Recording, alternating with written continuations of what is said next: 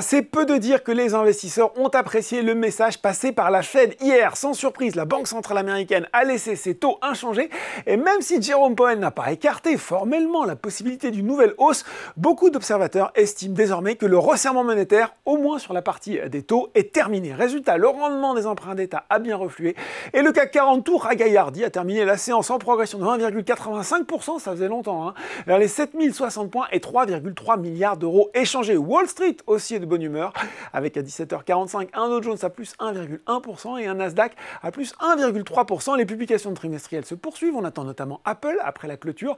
À noter aussi la chute de 8% de Moderna, la biotech qui a abaissé sa prévision de chiffre d'affaires annuel sur fond assez logique de recul de la demande dans les vaccins contre le Covid-19. Du côté des valeurs en hausse à Paris, le toujours très volatile Orpea se retrouve en tête du SBF 120 à plus 13%, avec la détente sur les taux. Les foncières commerciales Unibail, Rodamco, Westfield, les Carmignac retrouvent des couleurs. Ça carbure aussi pour Technip Energies.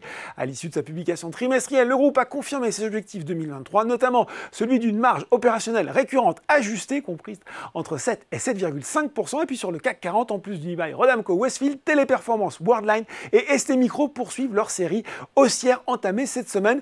Enfin, après avoir pris plus de 10% dans la séance, Atos se contente finalement d'un timide plus 0,29%. On a appris ce matin que le groupe OnePoint a franchi à la hausse le 26 octobre dernier le seuil des 5% du capital d'Atos pour détenir 9,9% du capital et des droits de vote, faisant de lui un nouvel investisseur de référence du groupe de services informatiques.